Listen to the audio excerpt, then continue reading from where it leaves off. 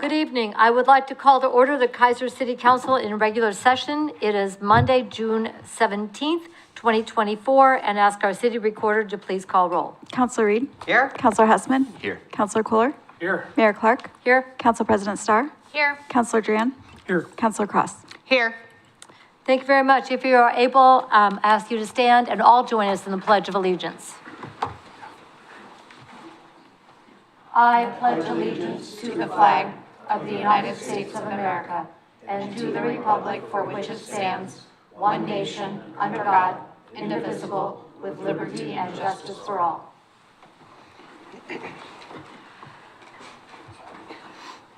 So for everyone here and everybody watching, you may see something different on the screen above. Okay, the camera is that far down. There we go. Thank you very much.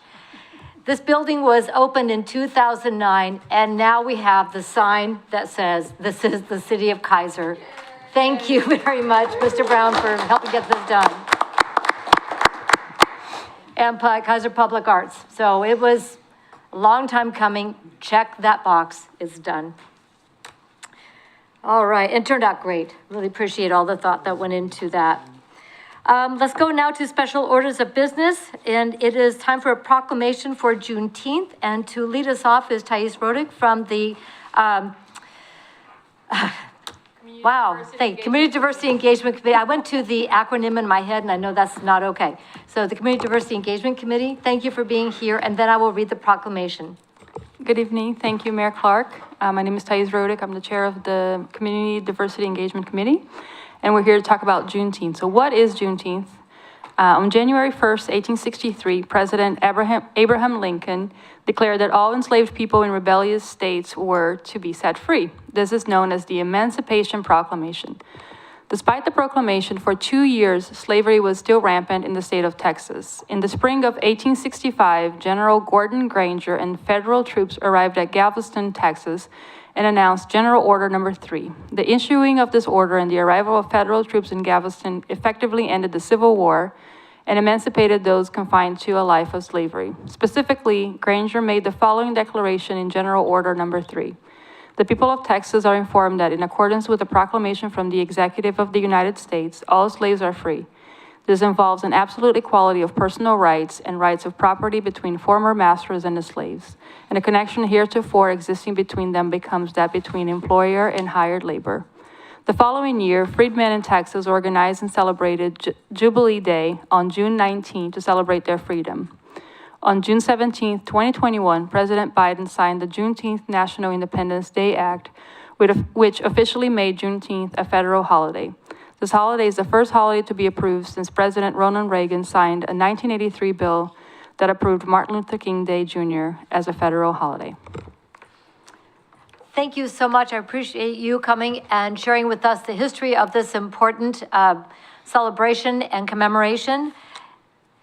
The proclamation for Juneteenth reads as follows. Whereas June 19th, also known as Juneteenth, Emancipation Day, Jubilee Day, and Freedom Day, is the oldest African-American holiday observance in the United States. And whereas Juneteenth, or June 19th, 1865, commemorates an important step toward the abolition of slavery and is the date on which Union General Gordon Granger rode into Galveston, Texas, and issued General Order Number 3, requiring the immediate freedom of more than 250,000 enslaved African Americans in Texas. And whereas Juneteenth is recognized by the United States government, the state of Oregon, and the city of Keizer, and is commemorated on the 19th day of June each year as a tribute to those African Americans who fought so long for freedom and worked hard to make the goal of equality a reality. And whereas the Declaration of Emancipation was a new start, not the end, of the fight for equal rights for all African Americans, all of whom have the right to live in peace and with no fear of violence, harassment, or injustice. And whereas Juneteenth inspires ongoing vigilance against slavery in all its forms.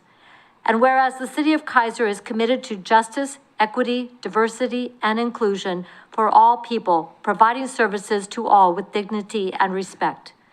Now therefore, I, Kathy Clark, Mayor of the City of Keizer, together with the Keizer City Council assembled in regular session, do hereby proclaim June 19th, 2024 as Juneteenth, and urge all the people of Keizer to remember and learn from the lessons of the past and present, so we can continue to strive for a just and equitable future.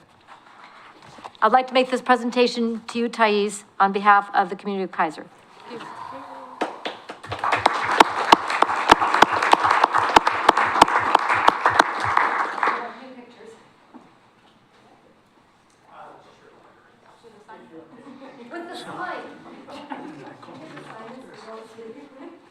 Quinn, they got a point.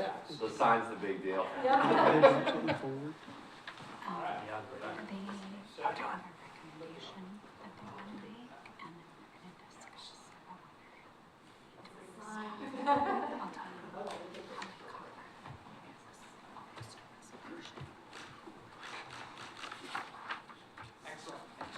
Thank you. No.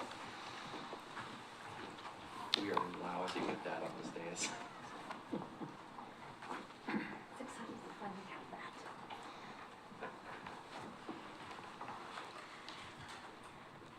Again, thank you so much, Thais, for that presentation and for the work of the Community Diversity Engagement Committee in our community. We'll now go to committee reports, and leading off with Parks is Lisa Sajeka.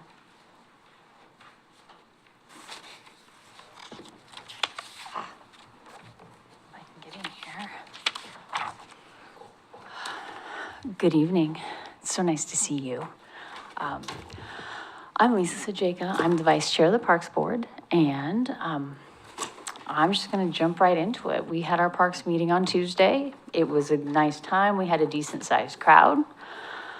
We had Peggy from the Peggy and Jerry Moore Gardens come talk about using the funds that they got in their matching grant and how everything was completed, and thanking us again and letting us know about their process.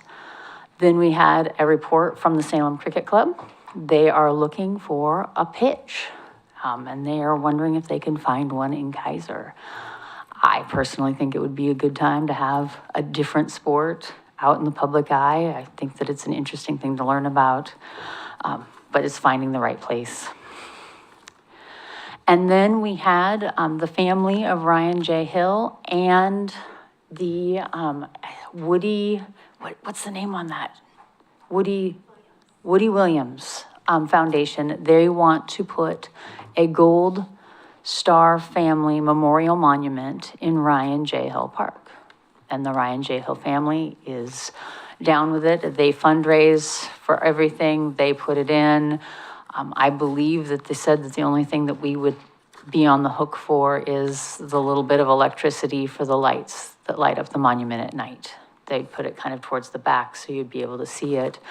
And it would be the first Gold Star Family Memorial Monument in Oregon. So most states have them, we do not. So I think it would be another way where Keizer steps forward and sets the example. The rest of the meeting went really quickly. I mean, it was an hour-and-a-half meeting, which is kind of unusual for Parks Board these days, but we heard reports about the parks. Unfortunately, since the parks meeting, there was a graffiti hit on Wallace House Park. The fences were covered, the play structures, most all of the signs. Thank goodness, Parks put a piece of plexiglass on front of the hand-painted signs at that park and a few others, because it was completely tagged, and this afternoon you couldn't even tell that it was hit. You know, it wiped off. And again, I have nothing but good things to say about the Public Works Department in general, especially all the people who get on top of the graffiti problem. I mean, it's so wonderful to know that you can walk into a park, see that it's all of this paint, and then within a few hours have it as it's not even happened. So I know that it's a big draw, and just thank you, Bill. Thank you for everybody in your department. Okay.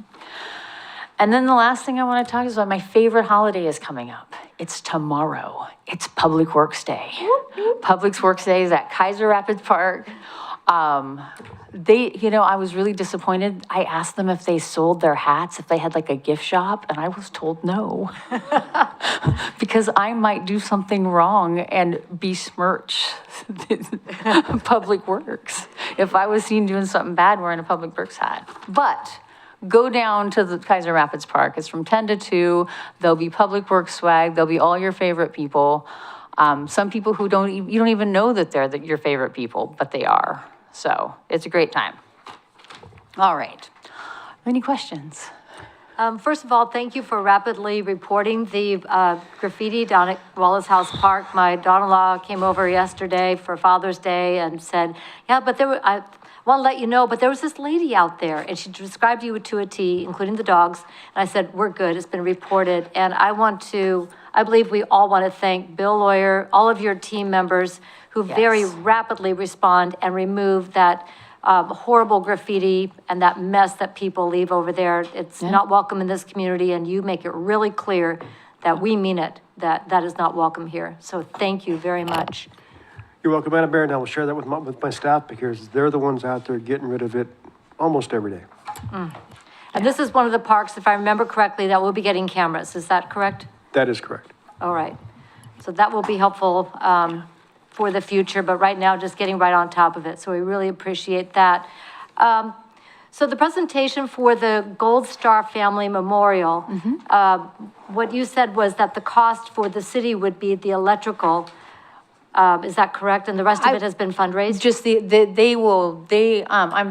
packet has all of what they do, but they fundraise and have the cost of the entire monument.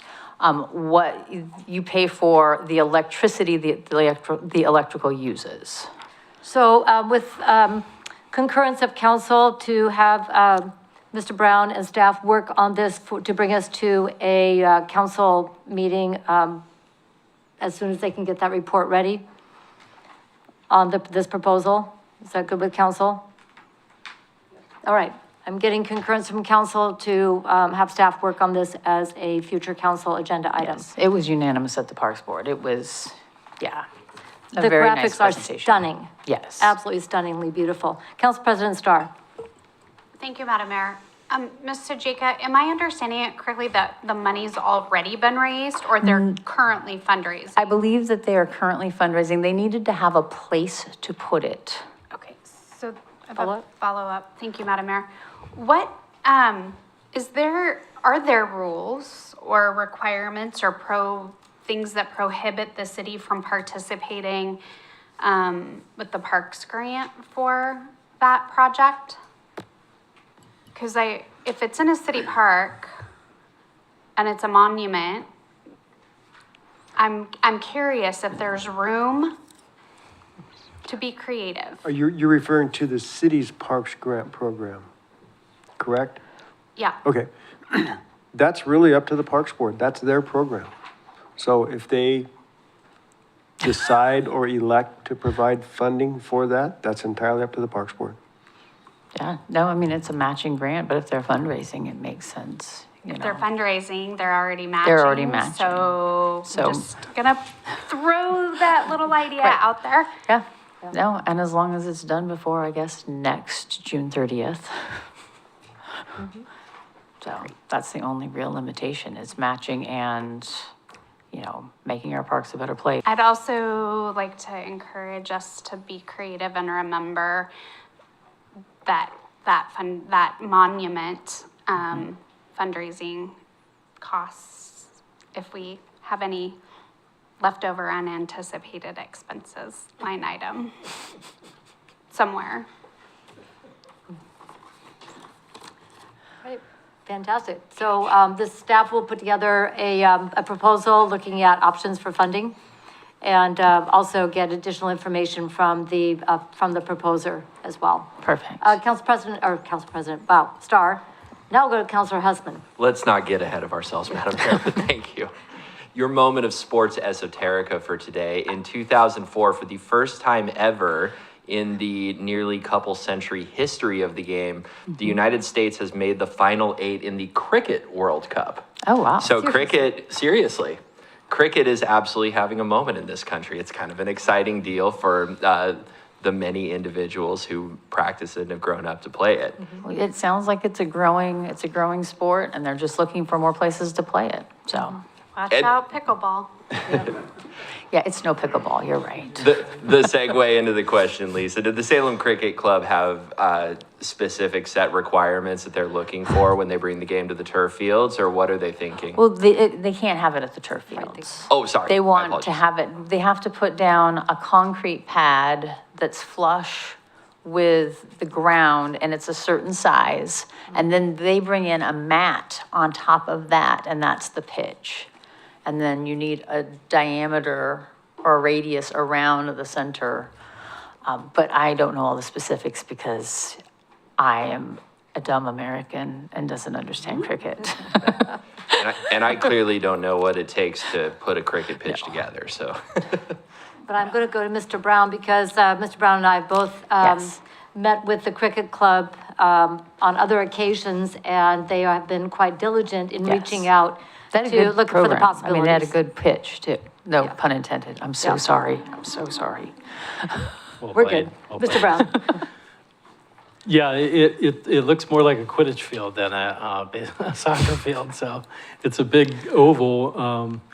And there are conversations with the Cricket Club of Salem. Yeah, it's a large oval. It's a 360-degree field. So in baseball, we just think of a 90-degree field, but in cricket, it's 360 degrees. So it's, the oval is in front of them and back of them. I think the dimensions of the pitch they're looking for is 10 foot by 60 foot because they're thinking of it for their youth program. The adult program, I think, is 100 feet, but they want to use it for their youth program. So very, very kind people and willing to take on any expenses that are incurred. Yeah, apparently the cricket season goes from early spring until late September. I don't know this season. Well, You got me on that one. I went and I also had the handout from them, and I handed the handout to Melissa, and so she can pass it around, and you guys can, look at it at your leisure. But that's what they, it wasn't as glossy and shiny as the other. But it's another opportunity for, youth sports involvement in this community, one that really is taking hold. The first time I heard it, I was like, kind of like Quidditch, although that is a thing. Oh, yes. I have been to Quidditch matches here in Salem and Keizer, so it's a thing, but I think the reach for cricket is probably a little bit bigger. Yeah. However, with asking council for concurrence for staff to reach out to the cricket club to get more specifics and then options for consideration. Any objection? Councilor Kohler. Thank you, Madam Mayor. Having also been at that meeting, Yeah. there were a couple of concerns raised by members of the Parks Board and the city staff. One of them is that where would you park? Because I think part of the parking down at that end near the boat ramp Is is for dedicated marine. parking from the Marine Board. Yeah. So might have to put some additional parking down there. And it's not in the master plan, so take a master plan amendment. So there's quite a few steps it would take to do that. And right now, that field is not very flat. So that would be another thing that would have to be another hurdle. And that field is huge. It's huge, so it would take probably most of the entirety of all that area down there, Are you talking about my cardboard box? probably. So anyway, it's big. So anyway, that was some of the concerns that were raised. As far as the Gold Star Monument, I think it was about $150,000 or something that they're looking to raise. And that's something I think that we can get behind 100%. I mean, it's an amazing thing. Yes. It was a very, very moving presentation. Yep. And the family's 110% behind it. Well, I think a lot of people today don't even know what a Gold Star family is, and that's really sad. It's an opportunity Yep. to educate. I think Keizer will be in a position to be able to, like you said, this would be the first one in Oregon. And the opportunity for us to be able to elevate our Gold Star families and to bring understanding into our community. Right. So I think it's an opportunity. Yes, And because we have a the lot of people other- very committed now with the Vietnam Memorial going in at the Oregon State Capitol. This is going to go hand in glove with these efforts to appropriately honor our military. Well, and there's so many restrictions on the, the highways and all of this. A Gold Star family is much more inclusive. So it seems like its time has come, but it was a great presentation. I'm looking forward to seeing what the proposals and follow-up information that come forward to us so we can engage the community in this. Yes. All right. Any other questions on the Parks report? Thank you so much. All right, thank you. My pleasure to invite up Chief Hector Blanco with an update from Keizer Fire District. It's so good to see you again. Hi, thank you. Thank you for having me.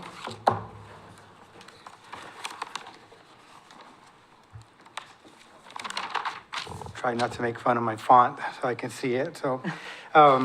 So calls for the month of May were 579 for the month of May. Year to date, we're about 11.6% up. We're at 3,074 calls. For May, we had 7 fires. We had 450 EMS calls.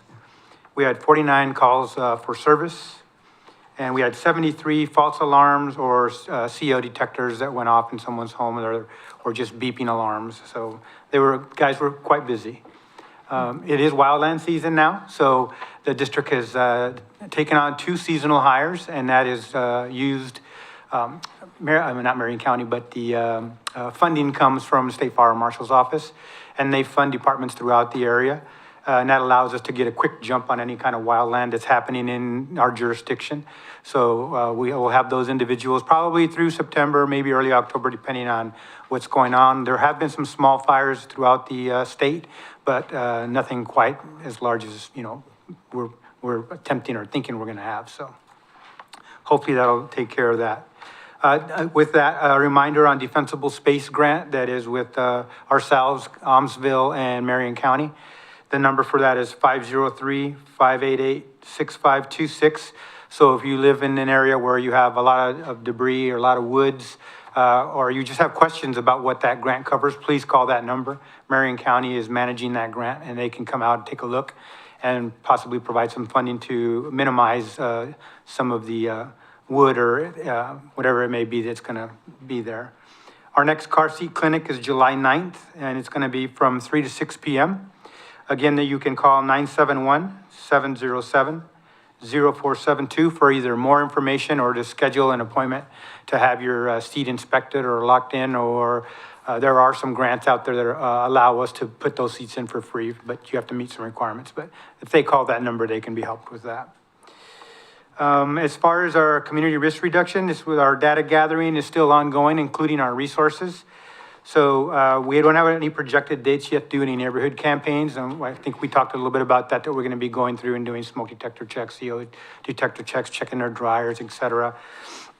But we want to make sure that we're thanking our neighborhood associations for being our partners with that, along with the city manager and the police department are just some of them. Corey, I'm going to try to pronounce her name, Farado from the chamber, also has been a great person to get some resources from.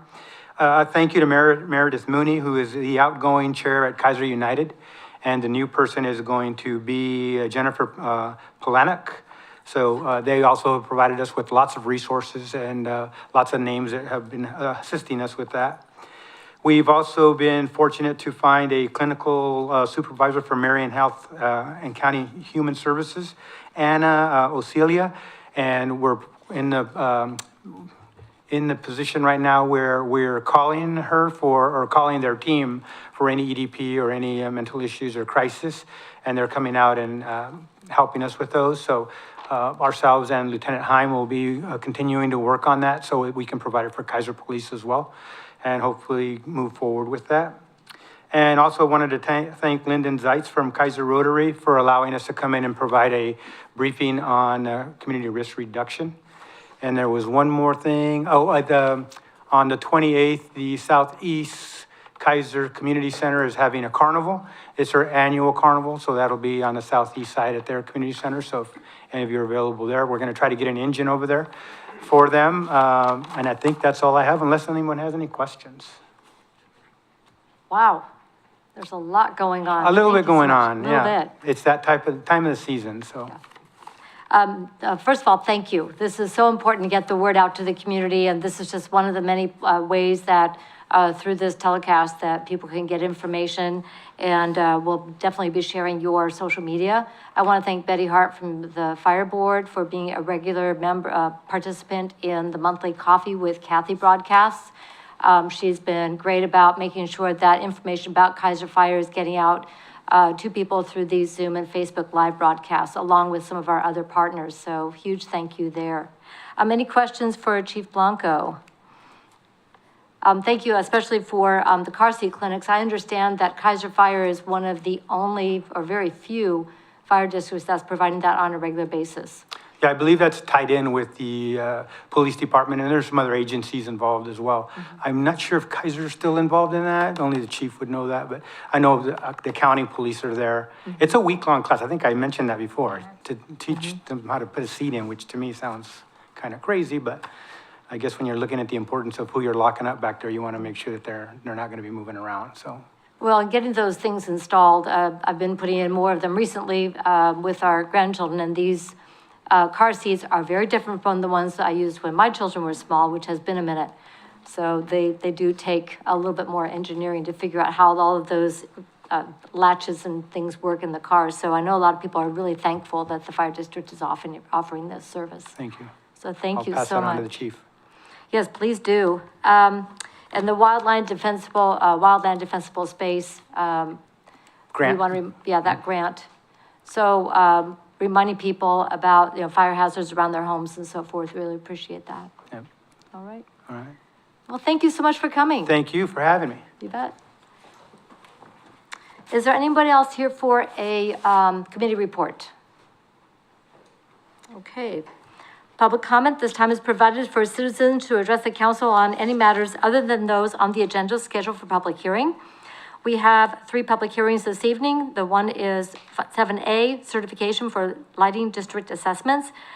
B is the text amendment case 24-06, and C is the resolution supplemental budget, general fund, civil forfeitures, and legal fees.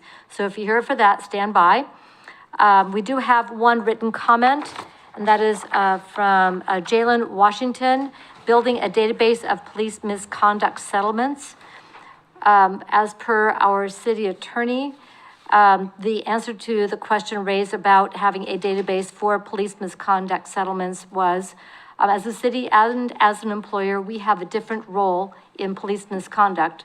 We have a statutory obligation as well as a contractual obligation through the collective bargaining agreement to protect police personnel records from random disclosure to the public. We do have obligations to report certain founded misconduct to regulatory agencies such as DPSST and/or the Marion County DA's office, depending on the allegations.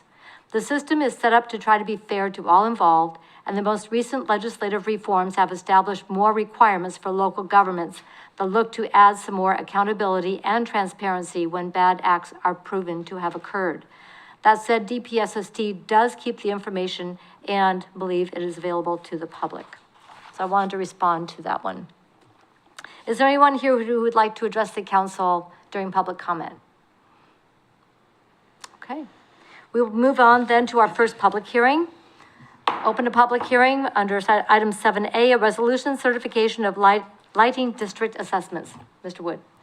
Madam Mayor, City Council, on an annual basis, the city must certify the annual lighting district assessments for property holders of record as of June 30th, 2024, so that the assessed amounts can be included on the Marion County tax rolls for fiscal year 2024-25.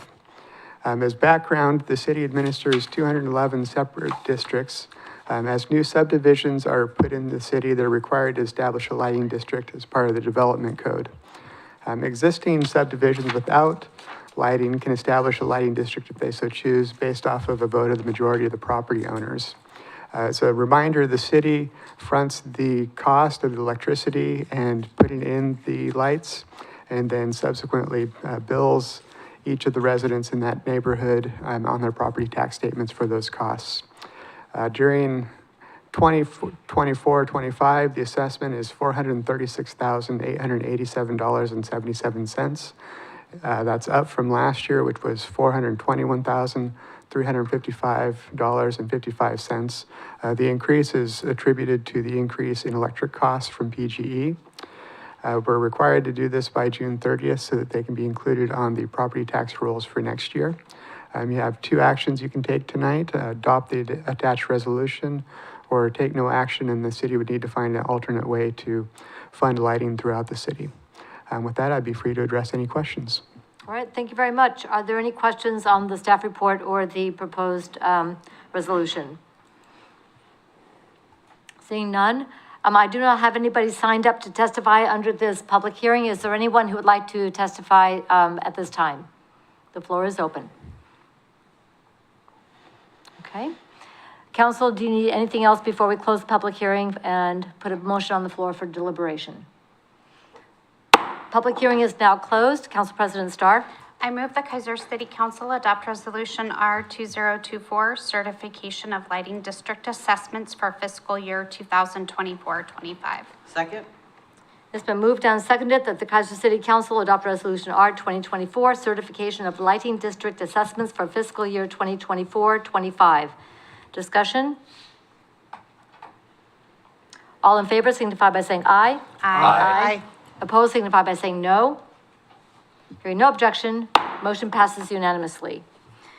We will now go to item 7B, public hearing, text amendment case 2024-06, proposed changes to Keizer Development Code regarding Planning Commission decisions and setback requirements along arterial and collector streets.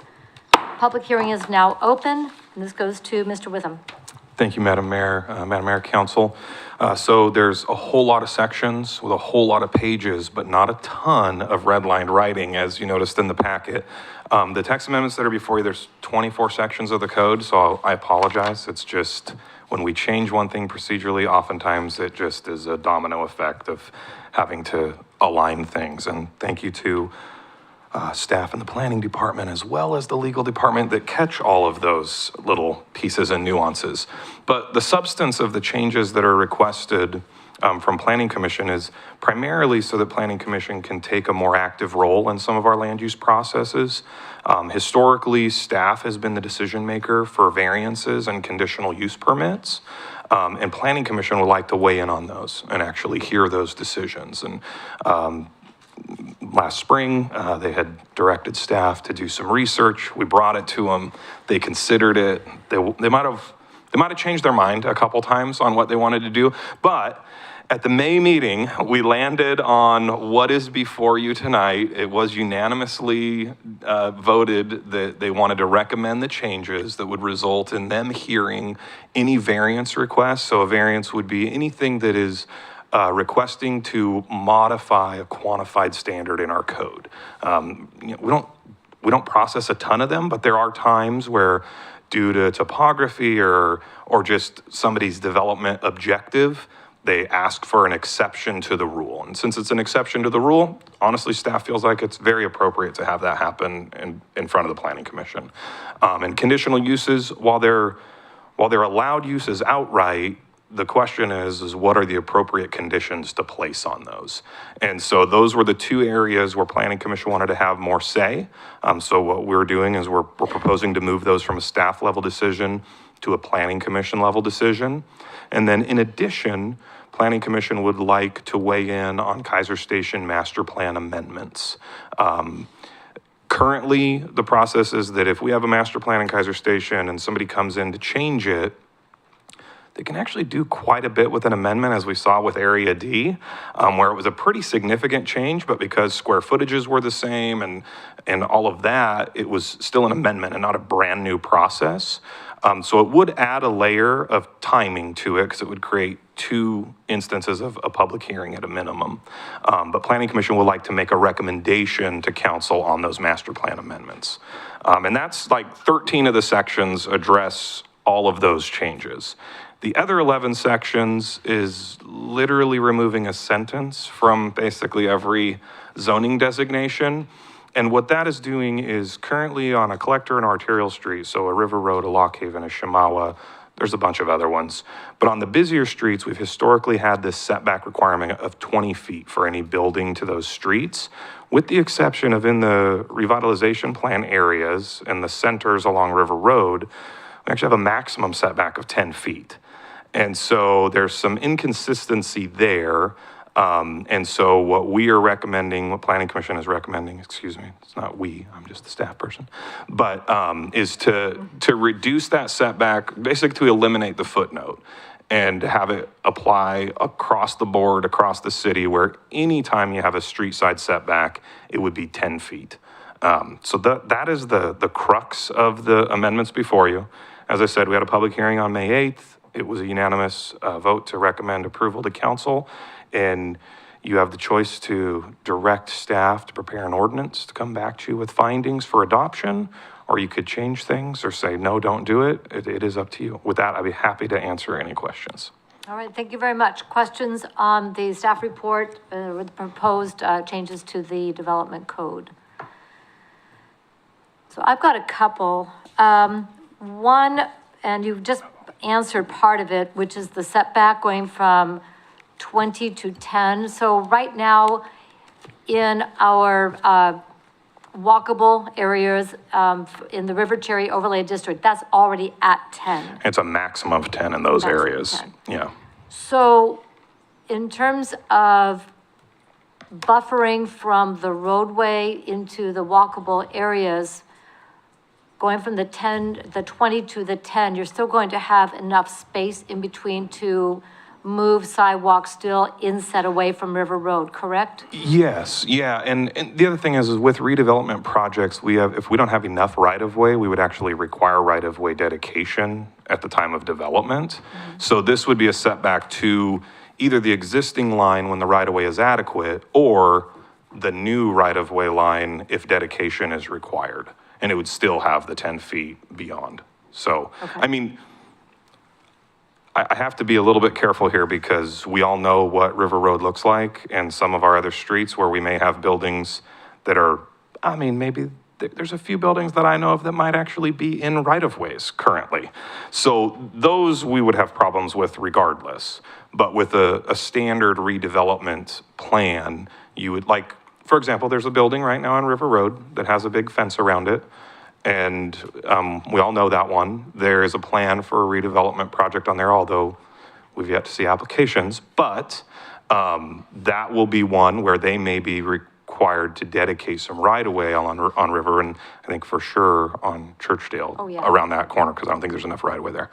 So, and then those setbacks would measure from where that new right-of-way line is. Okay. So so a project like that, which is redevelopment, would be under the 10. Is that in one of our walkable friendly areas? I know it's Funny close. story. It's kind of on the- exactly one parcel south of our center. So they actually requested a variance so that they could actually provide some parking on the site with what they're trying to do, which we actually granted.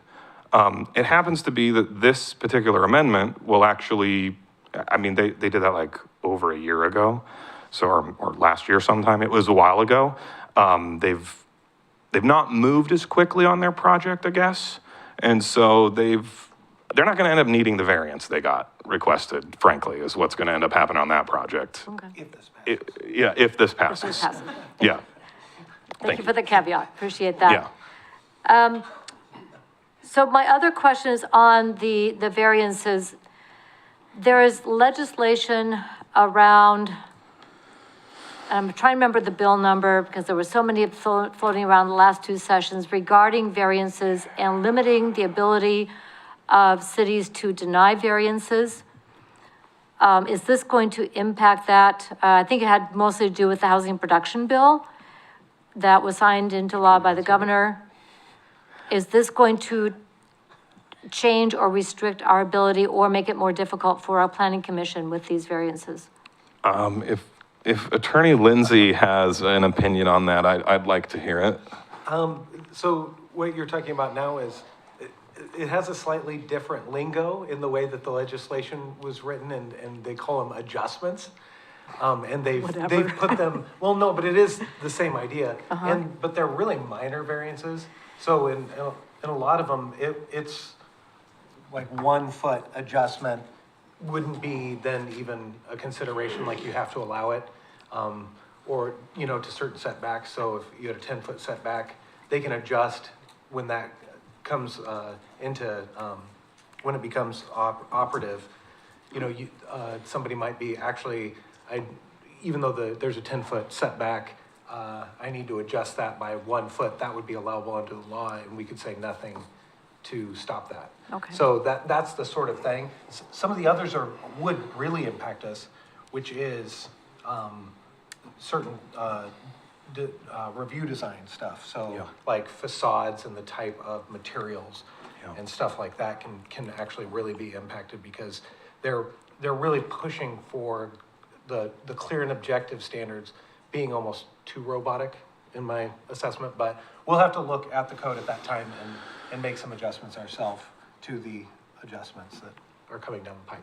Okay, this would be state rulemaking. This is not something that we can control, but we might be able to testify as they're doing the rulemaking. Yeah, and I know, there was an initial try at this legislation, and then it got tabled or set aside and then came back. And, I will say this, I don't know exactly what it's going to end up looking like. I have a tiny bit of experience over the last few years of having to modify all kinds of things in response to state legislation. So I expect that we will be back before the Planning Commission at some point in the near future, when these things kind of settle and we know what we have to do. So now my hope is, with the changes we're proposing here, I think what's going to end up happening is we're probably going to have to lift in a new category of adjustments or something like that doesn't currently exist in response to that. So we've had to do that a few times. It feels like, I don't know, I might be overly sensitive to it. Look, every session is like, oh my goodness, what are we going to have to change now? So yes, we've been doing a little bit too much defense, but at least sometimes we get a chance to weigh in. But my final question goes to that, because of the complexity is, with what you're proposing here and what the Planning Commission is recommending, the expertise necessary to navigate the complexities of these variances of Planning Commission staff, this balance. Can you help me understand that? Yeah. We actually talked about that, and that was part of the reason why initially, when this was discussed at Planning Commission months and months ago, there was concerns and some discussion around that specifically. The way that it's set up, staff is still in a recommendation posture. So this, for a variance or a conditional use, which for the last 26 years I've written probably most of the ones we've processed, frankly, I'll still be writing all of the staff reports. I'll still be recommending conditions of approval. Really what Planning Commission's interest is, and what we've tried to do with the way we structured the language and the tweaks, is that it really gives a better tool for engaging the community members where the applications are being proposed. Okay. It gives the ability for people to come down, to speak their mind, to testify, and for Planning Commission to consider that and then possibly add additional conditions or see something that isn't just the simple black and white that Shane has to always look at. So, so that's really what the desire is behind it, if that helps answer. That helps tremendously for me. Thank you. Anything further? Was it Councilor Reed? No. Okay. Councilor Duran. So when this was initially brought up, I was not real keen on this, being on the Planning Commission as long as I was. It's just gonna, add another layer.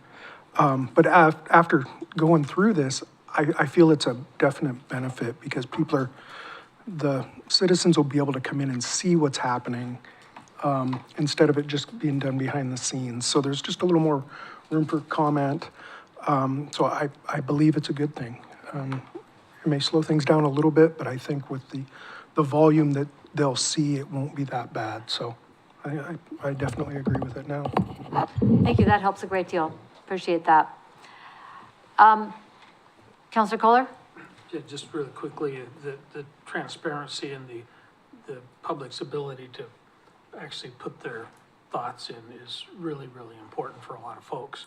There have been a couple of things that have been approved recently that they said, well, gosh, don't we get a chance to, well, yeah, you can come in, but the decision's already made, so there's not much you can do. And that was hard. So we appreciate this. Yeah. All right, I don't have anybody signed up for this public hearing. Is there anyone who would like to address the council under this public hearing? We answered all your questions. That's fabulous. All right. Anything else the council needs before we close the public hearing? Okay. Public hearing is now closed. Council President Starr. I move the Keizer City Council direct staff to prepare an ordinance for adoption of proposed text amendments, along with any other identified changes necessary for consistency with the Keizer Development Code. Second? It's been moved and seconded that the Keizer City Council direct staff to prepare an ordinance for adoption of the proposed text amendments, along with any other identified changes necessary for consistency with the Keizer Development Code. Discussion? All in favor signify by saying aye. Aye. Opposed signify by saying no. Hearing no objection, motion passes unanimously. That takes us to item 7C, resolution supplemental budget, general fund, civil forfeitures, and legal fees. Public hearing is now open. Mr. Wood. Madam Mayor, City Council, at the May 6, 2024 City Council meeting, the city manager was authorized to enter into a settlement agreement regarding the ongoing civil forfeiture related to a criminal drug raid in 2022.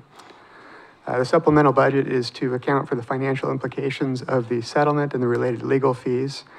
Surprisingly, there's about 6 different agencies that we have to share some of those civil proceeds with. And then we get to deduct the lawyer costs, and then that's what the city will end up with. Typically, we don't end up with a lot when there's a civil forfeiture, but we may get a little something out of this in the end. Those dollars will roll over into next year, because obviously we won't be able to spend those, so we'll probably have to come back to the city council to reappropriate at some point in time.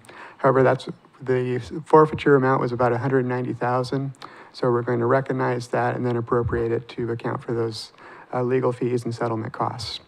In addition, at the May 20th, 2024 City Council meeting, city staff was authorized to move forward to resolve the Piers Tier 1 and Tier 2 issue associated with including deferred compensation contributions as subject salary for retirement purposes. The supplemental budget is to recognize $50,000 of working capital and then appropriate those for the legal fees associated with resolving that issue. Those are the 2 issues before you, and I'd be free to address any questions. Thank you. All right, thank you very much. Are there any questions on these 2 appropriations? Okay. I don't have any myself. We don't have anybody signed up for the public hearing. Would anybody like to address the council under this public hearing? Okay, very clear cut. Anything further from council before I close the public hearing? Public hearing is now closed. Council President Starr. I move the Keizer City Council adopt Resolution R2024, authorization for supplemental budget, general fund, civil forfeitures, and legal fees. Second? It's been moved and seconded that the Keizer City Council adopt Resolution R 2024, authorization for supplemental budget, general fund, civil forfeitures, and legal fees. Any discussion? Seeing none, all in favor signify by saying aye. Aye. Opposed signify by saying no. Hearing no objection, motion passes unanimously, and that concludes the public hearings for this evening. We will now go to administrative action, item 8A, which is resolution authorizing the city manager to sign the first amendment to meter reader service agreement. Mr. Brown? I'll say it once, not fast. Mr. Lawyer will handle these All right, items. Mr. Lawyer. Thank you, Madam Mayor and Council. The city's contracted for meter reading services for over 20 years, and it has proven to be the most cost-effective way to obtain the data necessary to bill residents for their water use. The company, Meter Readers LLC, has provided that provides these services, has requested an increase to the amount they charge per meter. The current fee is 65 cents per meter, and Meter Readers has requested an increase to 98 cents per meter. Again, this has proven to be the most cost-effective way to get the meters read.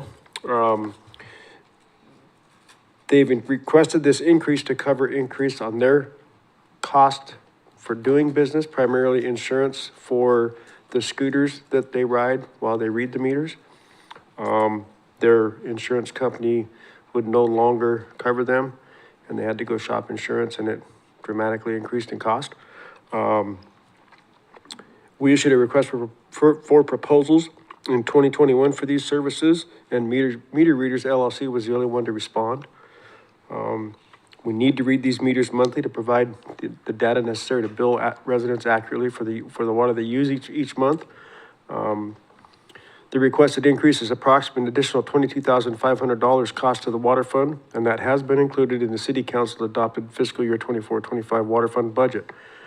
The annual cost of these services of $65,900 is less than providing these services with city staff, and we also do not have to provide and maintain the technical equipment for inputting and downloading the monthly meter reads. Most cities do this work themselves, so the market for this business providing this service is very minimal, which results in they're the only ones that reply to our RFPs. They've consistently been the only company to bid on these services for the last 20 years with only one exception, and that one exception was a company out of California that when the proposals were evaluated, Meter Readers was shown to be the best choice. Approval of this contract amendment will allow for the increase to take effect on July 1st. Council approval is necessary because of the total dollar amount included in the contract amendment. Staff recommends the City Council adopt a task resolution authorizing the city manager to sign the contract amendment with Meter Readers LLC. And with that, I'd be happy to answer any questions. All right, thank you very much. Questions for Mr. Lawyer? Council President Starr, and then I'll go to Councilor Cross. Thank you, Madam Mayor. Length of this new amendment to the contract? The contract was 3-year contract with two-year extensions, so it just goes until the end of the extensions. And that would be? 4 more years, if we choose to extend it. We're right at the end of the first 3-year term. Okay, So there's two-year extensions available. great. Thank you. And then I have a follow-up. Follow-up? So if we bill every 2 months, what's the logic? It's just more of an education question for me. Why do we read every month and then only bill every other month? Great question. We bill half the city 1 month, the next half the next month. So we read every month, although we only read half the city at a time. Great, thank you. Councilor Cross? Thank you, Madam Mayor. Council President Starr asked one of my questions. So, follow-up, so you said that you did an RFP in 2021. Why didn't we do another RFP this time? Honestly, I felt it was a waste of time. Well, Because, this is- well, we weren't required to, first of all. This is the But- extension period as well, so Right. it's kind of a trigger point if you want to extend it or not, but they're asking at the extension period to. Well, yeah, and I guess increase. because I wasn't here for the other three, I'm just like, really, that's a 50% increase. So, hey, a lot of things change in 3 years, right? I think I was wearing a mask 3 years ago.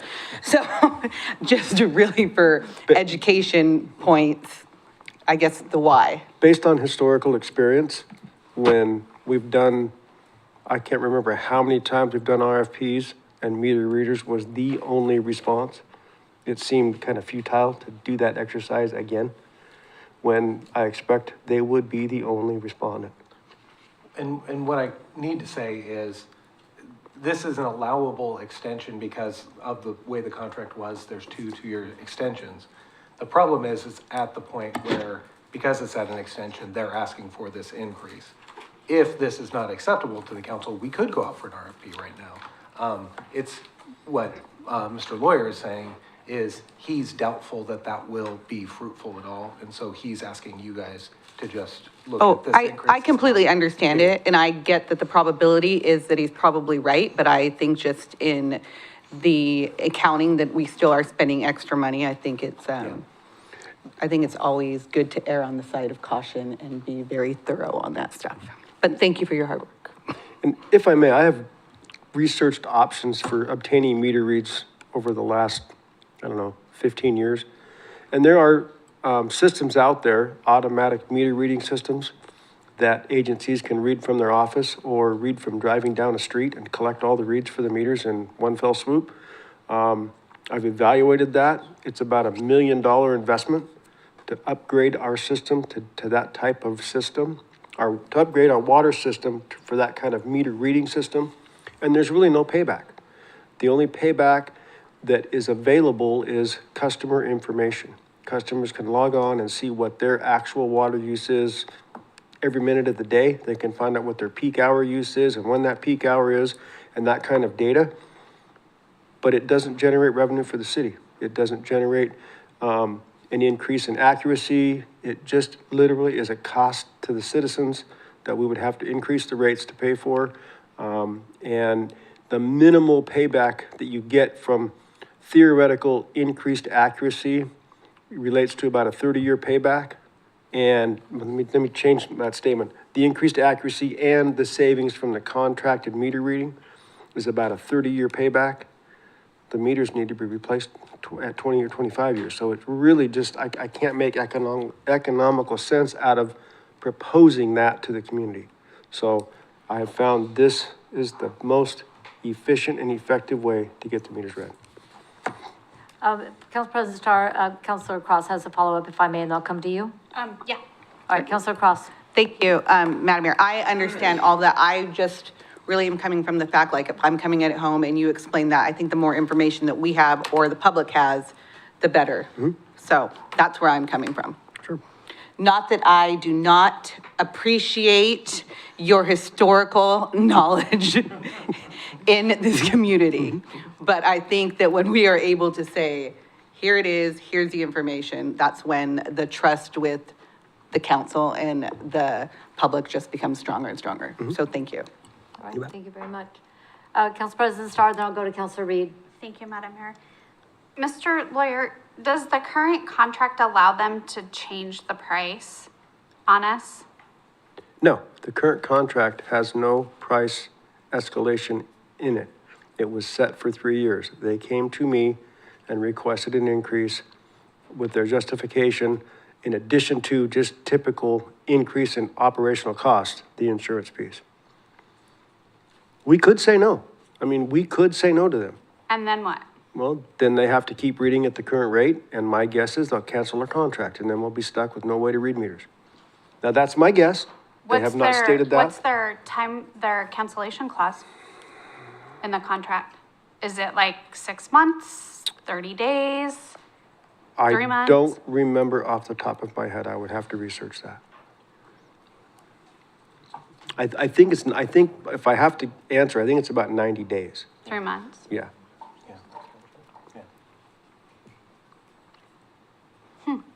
So there's no cost escalator.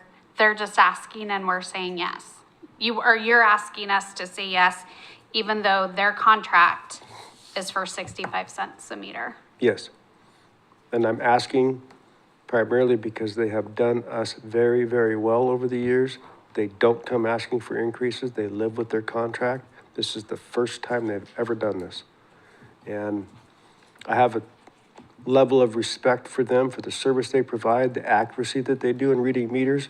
I will say, I think in all the years they've been doing this, and when I've been aware of a suspected misread or a meter that was read inaccurately, I think there's only been one time that it was proven they were wrong. Every other time they were right. So that's kind of some of the background on why I'm in favor of allowing them, or why I'm bringing it to you. If I wasn't in favor of this, obviously, I wouldn't bring it to you for consideration. Follow up? Yeah, so essentially it's less than 2 weeks' notice. Because No. it says this is going to take effect on July 1st and it's June 17th. That's really on staff and to make the decision to bring this forth at this meeting. We've known about this for about a month and a half, had this inked for about a month and a half. Part of it was waiting for budget process to be over, to make sure that there weren't any issues involved with the budget that would prevent this, and then put it on the agenda, so. And so what was the impetus for them increasing the cost? Anything in particular? As I mentioned earlier, their ongoing operational costs, just inflation. But the biggest thing was insurance coverage for their scooters. Insurance coverage for their scooters. Because they ride scooters to read the meters. And the company that had been insuring them for I don't know how long, for quite some time, said we will no longer insure you. And they had to go find new insurance. And the cost was something like 4 times higher for To them. keep reading them on scooters versus, Thank you. Okay. Counselor Reed? Thank you, Madam Mayor. So, I just, I guess I need a little bit of clarification on, on the cost of the services being $65,900. So is that for one person doing all the meter readers, or do they have a team of meter readers? I believe in Keizer, one person does all the reads. Okay, so even that $65,900 would be far cheaper than the probably $90,000 to $100,000 that a person would cost us to do, right? So when you're saying that that cost is less than providing these services with the city staff, that's pretty much what you're talking about, is it would require one additional person to be able to do this? Yes. Okay, thank you. And also, as I mentioned, there's the background equipment, the software program, and I'll call it a handheld unit to input the reads into. Those are all costs that I haven't even researched, but that's Okay, a whole so other it's part the of. equipment plus the person to do. Well, that's the $65,000, this number, you would have a person plus all the equipment and a scooter or a vehicle for that person to drive or ride while reading meters, yes. And the insurance. And the insurance. Yes. Okay, thank you. And coverage, even if somebody is out, another person from the company swaps in. Correct. Okay, thank you. Counselor Cross? Thank you, Mr. Lawyer. Okay, I just kind of Googled water meter readings in cities. So, and I already read about one of them that you talked about, but I saw that the city of Newburgh has a radio read. Have we ever looked into that? Yes, that's the automatic reading system I mentioned earlier. Okay, there's just quite a lot out there. So I guess with the inquisitive nature of myself, and I will just loop in Council President Starr, I believe that the more information is always better with us. Thank you. All right, anything further? Okay. Council President Starr? I move the Keizer City Council adopt Resolution R2024, authorizing the city manager to sign the First Amendment to Meter Reader Service Agreement. Second? It's been moved and seconded that the Keizer City Council adopt Resolution R 2024, authorizing the city manager to sign the First Amendment to Meter Reader Service Agreement. Any discussion? I will go to. Go ahead. Thank you, Madam Mayor. I would Councilor just Cross. ask that possibly when this comes up again in 2 years, that we can just get some more information on RFPs or other up-to-date technology. Thank you. Thank you. And the one comment I would make is that one of the, right, it says here right on our agenda is that we're looking at how we can deliver services in a cost-effective manner. And I really appreciate, in this report, again, reviewing options, that even at 98 cents per meter is not something that a cost analysis indicates that we can bring in-house at this time, but to continue to look at options until it can come into house. And we tip that point from it's more cost-effective to contract, at some point tips in to be cost-effective to bring in-house. So it's something we continually have to watch as a lean organization. So I appreciate attention to that. All in favor signify by saying aye. Aye. I just missed Counselor Starr. That's fine, it's Back been up. voted on. That's fine, go ahead. Nope, I'm gonna back up. I missed you, and I'm sorry. Council President Starr. Did we try to negotiate this price increase since it wasn't written into the contract? I did not. So we're just taking on face value what they're bringing to us and asking without negotiating, saying it's not written into the contract, can we split the cost and then revisit it at 2 years? They're coming to us and saying 98 cents and we're saying, okay. Yes. Okay, Can I vote now? now we can vote. All in favor signify by saying aye. Aye. Opposed signify by saying no. No. No. Motion passes 5-2. The notes are cross and star. All right, that takes us to item 8B, which is resolution authorizing the city manager to enter an agreement with Hicks Striping and Curbing LLC for repainting of pavement legends. Mr. Lawyer. Thank you, Madam Mayor. A request for proposals is advertised through the formal bidding process, soliciting contractors to provide pavement marking services for the city of Keizer. These services include the annual painting of stop bars, crosswalks, turn arrows, school zones, and other required markings on streets throughout Keizer. These services do not include the lane striping, as those services are provided by Marion County. The city received three proposals for consideration. The proposals were reviewed and scored by the review committee, and the results of the scoring showed Hicks Curbing and Striping LLC to be the preferred subcontractor. The current contract for these services has ended, and the city has a need for a contractor to provide these services ongoing. Failure to keep the pavement markings clean and visible could result in crashes and accidents throughout the city. Again, we're talking about stop bars, crosswalks, turn arrows, and all the various pavement markings that you see on streets in Keizer. Approval of this contract will cost the street fund $156,107 the first year, and will increase to $160,830 in year 3. The expired contract price was $65,270 in the final year of the contract. The additional $90,837 was not included in the city council adopted fiscal year 24-25 budget. A budget adjustment will need to take place to allocate these additional funds should this proposal be approved by the city council. Approval of this contract will allow the pavement markings to be repainted during the dry, warm summer months. City council approval is required due to the amount and length of this contract. I did not put this in writing in the staff report, but the other two quotes were considerably higher for these services. One was 300 and some thousand, and one was 700 and some thousand. I was embarrassed to put that in writing, so I thought I'd just tell you that. Whoa. Yeah. Staff recommends the council adopt the attached resolution authorizing the city manager to enter into the contract with Hicks Curbing and Striping for the annual pavement marking services. I'd be happy to answer any questions. That was a bit of a jaw dropper on, on the other proposals. I'm almost afraid to ask, what were they, was that the I don't want to do this bid? I honestly don't know. I really don't. I think one of the contractors, it was just that. If I'm gonna get this work, I'm gonna make a lot of money at it. The other one was from a company I'm not familiar with. I've never seen them quote anything, so I really don't know. And honestly, I was quite taken aback by Hicks' price. They've been doing these services for the city for quite some time after previous RFPs. And I don't know why their price went virtually doubled, but it is what it is. So in the breakdown in the RFP, it had, labor and materials.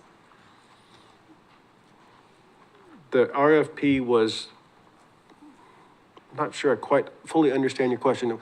The pricing was by marking. Oh, In other gotcha. words, by crosswalk, by arrow, by bike symbol, by stop bar. Okay.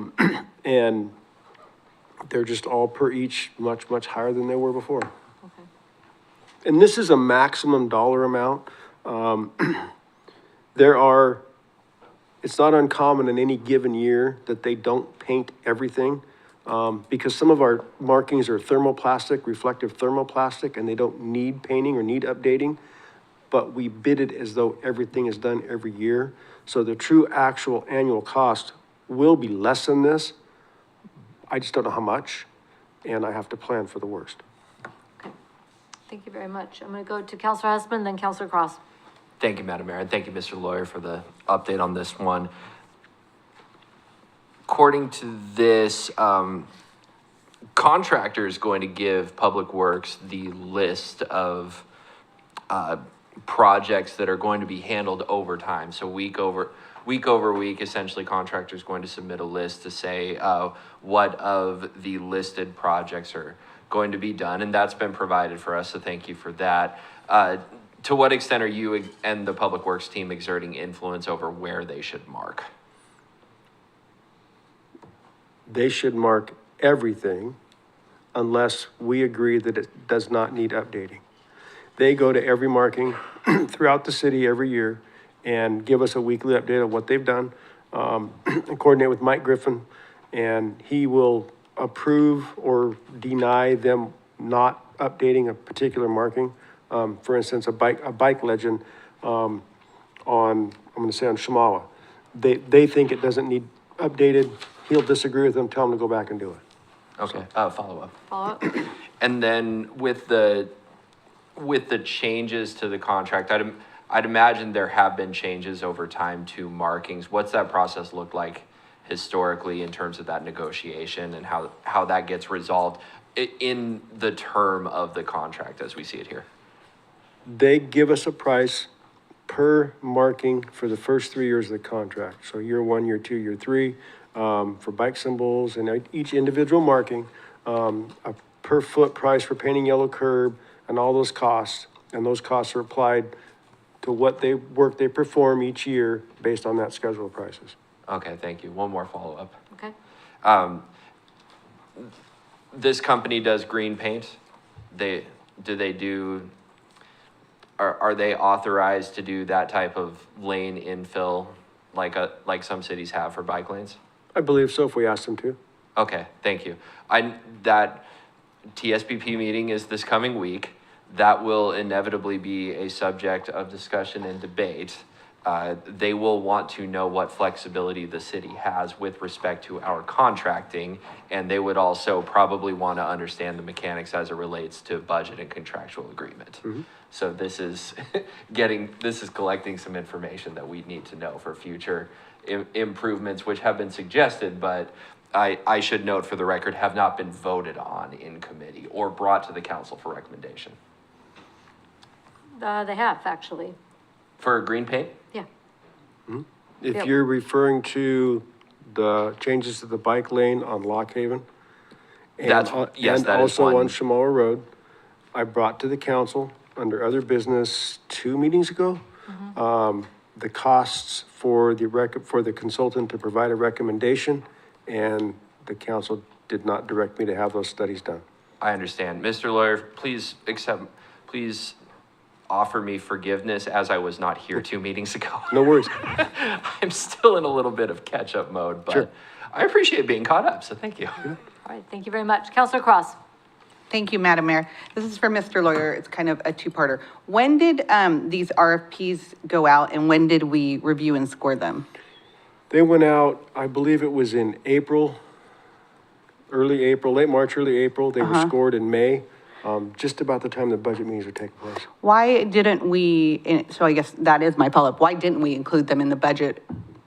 I didn't have the numbers at the time. I didn't know what to include. I included the current contracts amount. I did not have these amounts to include in the budget. You didn't have any of those amounts, like when we started meeting in May, that week of May 13th? I did not. Okay.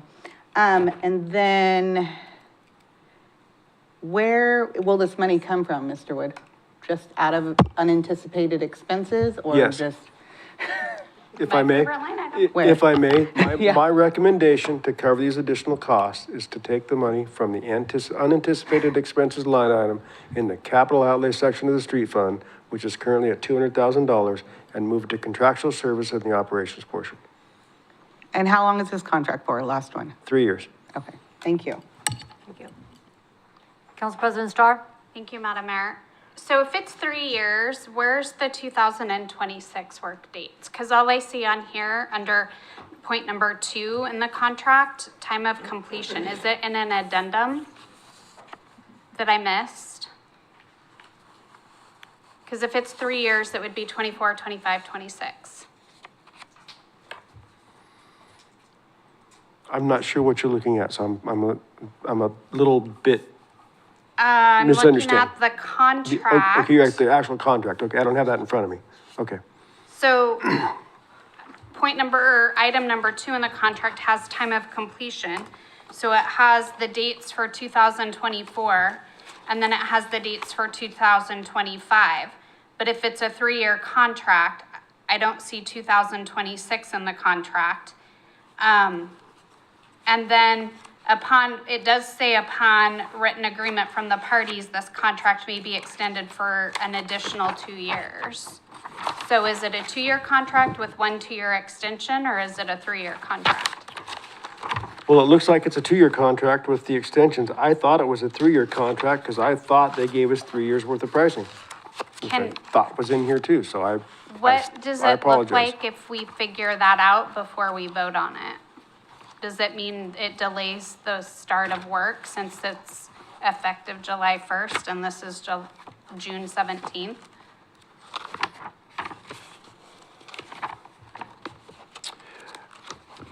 I don't think it would cause them to not be able to finish by the specified dates within the contract. If that Does it answers your change question. the cost significantly if it's a 3-year contract? Are we supposed to get is our pricing better? Well, they've issued pricing for 3 years within this document. Why the contract is only 2 years with the extension, I honestly can't speak to that. Legal department put it together, I missed it in my review. That's the Okay. best answer I've got. I'm not gonna vote on a contract if it's wrong then, sorry. I'm not saying the contract's wrong. Contract's right. I was wrong saying it's a 3-year contract. It's a 2-year contract. But they with an gave you extension. 3-year pricing. What, do we know, is it better? Better than, Well, if we do a 3-year contract, are we getting better pricing? Versus a 2-year contract with 2 years worth of pricing? I would say we have them locked into a 3rd-year pricing now. We extend the contract after 2 years, we've already got their pricing for the 3rd year, so we're locking them in. So Okay, it could but- be a better deal for us. But we don't know. Well, it depends on inflation between now and that 3rd year. Does that make sense? What about okay, so here, so you extend it for 2 years, then we're missing a year's worth of pricing if they only gave you 3 years of pricing. Correct. So why would we have a contract with a 2-year extension if you only have pricing for 3 years? We would have to get that 2nd year of the extension upon extending the contract. We already have the 1st year of extension. We would just need to get a 2nd year pricing for the 2nd year of that extension. I apologize. I should have read this closer. I thought historically these have been 3-year contracts, and I didn't catch it. Tammy didn't share that with me clearly, and that's on me. I missed it. Councilor Cross. Thank you, Madam Mayor. I don't think there's any, Mr. Earl, you did a fantastic job. You did a lot of work on this. I don't think there's any reason to apologize. I think that I would probably echo what Shaney said. If there's not a problem, we meet on July 1st to have the correct contract to vote on. I would feel more comfortable on it. Mr. Lindsay? Well, no, there's no issue if, it would be good to have not only the meeting of the minds, as to, term, but then also to have the answers that you guys want and feel comfortable with, so. Not an issue, and we can easily bring it back to you with those, on July 1st. Mr. Lawyer? That's fine. Do I understand you want a 3-year contract with an extension or a 2-year contract with the pricing through the 2nd extension? I just want it to match. So Okay. if they gave you 3 years of pricing, then we should get a 3-year contract. Got it. And whatever the extensions should be. Whether it's another 3-year extension or a 2-year. Do you see, No, I understand. I Okay. will say I may have a bit of a challenge getting them to commit to pricing well, for even the if they extension, gave us 3 years, for the 3 extensions. years That's is all I'm fine. saying. Okay, got it. Yeah. Okay, perfect. Yeah, whatever was in the proposal, that, I believe that needs to be the foundation for the contractual agreement, so, just double check to make sure it matches, Got that it matches the proposal, because that's what they've contractually agreed to. And then come back on July 1st so we can, consider it for adoption. Will do. All right. Thank you. Counselor Husband. Thank you, Madam Mayor. Wanted to vocalize my opinion, Mr. Lawyer, that it would, I believe it would be in our best interest if we had a 3-year contract to vote on with extension options as negotiated by you and Mr. Lindsay and the team as we go. So, stating my preference there. Got it. Thank you.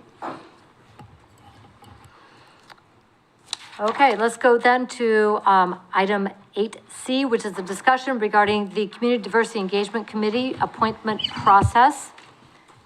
And I'll go to Mr. Wood, and then Ms. Rodick is still here to answer our questions on this recommendation from the committee. So if you want to come on up, we'll go to Mr. Wood and then Ms. Rodick. Madam Mayor, City Council, during the March 11, 2024 joint work session, the CDEC was asked to review the scope of the CDEC for possible changes. Based on that request, the committee did move forward and make an official motion to change how committee members are appointed to the CDEC. Currently, the members are appointed by individual counselors. The motion was to move that we direct staff to bring an updated resolution and application information to present to council to change how the appointment process is handled. The change is to move from counselor-appointed members to having the appointment process handled by the Volunteer Coordinating Committee. In addition, the Volunteer Coordinating Committee would be provided specific interview questions and a scoring sheet. This was based on the unique requirements of the CDEC committee. Some of the benefits of that is the process would be consistent with other city committees. The pool of applicants may be larger as it wouldn't depend on having a personal relationship with a specific city councilor. And the VCC could use a standardized review process that focuses on the specific tasks for all potential appointees. And with that, I'll go ahead and turn it over to the committee chair. Any questions for us? I know that was one of your requests, was the question of, should we update it on how they're appointed with counselor appointee or volunteer coordinating commission? And that's what we met on last meeting. Yes, there are questions, and I'll go to Counselor Cross. Thank you, Madam Mayor. Thank you, you two. Yeah. It's like TNT, like dynamite, right? Tell me, or either one of you can tell me, so really I'd love to know, like, I mean, definitely there's pros and cons to anything, but why do you feel strongly on this side rather than the other side? So I think transparency would be huge because we would see the pool of applicants that want to be part of the committee. There's a standardized questions that we would ask of any candidate, and the volunteer coordinating committee would have a rubric, and so they would be able to score just like with any interview questions. It also provides more accessibility, so it's not who you know, but it's your desire to serve on the city committee. And I think it increases the pool of applicants that way. Follow up?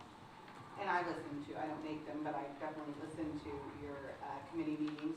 How do you feel right now that diversity is on that committee? I think we have a pretty strong group. We have a pretty dedicated group, but we're going to have a couple of vacant positions. There's one, I think, that we know of, and then Nevaeh for the student one. So I think that would take the burden off of you appointing someone and recruiting someone, and then it would open to the committee and the community to be able to apply for that community. So it's less about who you know and more about the work that you want to do. So. Yeah, I just, for comment, just from listening, I think that you all are very diverse and come from different parts of the city. So just Yeah, and I don't. And I just haven't felt like, oh my gosh, just Yeah. flip the table on this. Yeah, and I think, so just to be clear, we wouldn't be selecting it, right? So that would be a conflict of interest. We're not saying, it's not a who belongs where club. The volunteer coordinating committee will appoint and decide who from the applicants should be part of the committee. We won't have any say on it. Our say will be on having the questions ahead of time and having a scoring sheet for them to use as guidance. They make the decision and then provide to us who they think the best candidate is. Sorry, just one more follow-up. So why a scoring sheet for this committee when we don't have one for the other committee? Because we have interview questions. So questions about interest ahead of time and trying to find just a common where folks are coming from and what knowledge they bring to the committee so that we can level set and help hopefully onboard them better than some of the other committees. Yeah, of course. All right, thank you. I'm gonna go Council President Starr, then Councilor Reed. Hi. Hello. Who is going to approve the questions? Who's going to develop them and then sign off on approval of them? We talked about it as a committee last meeting and have a recommendation. We can bring it to you for review. For people that are watching at home, can you explain that? We have a set of questions that we looked at. We actually used the city of Wilsonville application as the example, modified it a bit. We're going to bring it to you here to review, and then the scoring sheet as well. So you can review the documents, approve, make edits and modifications. And then they go to the volunteer coordinating committee, and from them they implement selection, recruitment, what have you. So is it, I just want to be clear, is it the council going to approve the questions, or are you sending it through staff? Or are you sending it through staff to us to approve and then over to VCC? I just want people to understand their process. Mr. Wood. Madam Mayor, City Council, yeah, the official process would be the CDEC proposes the questions to the City Council. I would bring them at our next meeting if you direct me to do that. And that would be to then amend we call the attachment A. Each committee has its own attachment A, which has delineates the specifics for each committee, and it would be embedded in that, similar to what we did not too long ago with the volunteer coordinating committee. We went through and did an in-depth change to the structure and process for the volunteer coordinating committee, and then adopted it into the attachment A for that committee. So that would be the space that would come in and come before the city council. Great question. Councilor Reed. Thank you, Madam Mayor. And in our discussions about this on the Community Diversity Engagement Committee, this was not meant to be I guess because this is the newest committee that we have in the city, we kind of, it could be looked at as setting a suggestion for other committees if they want to have these kind of questions for their specific committees. They could also do that as well. That might be another way to fine tune the volunteer coordinating committee process. So it was not meant to say we are the only ones that could do this, but it was meant to do things the way that we would like to see it done, and perhaps set a precedent for other committees as well.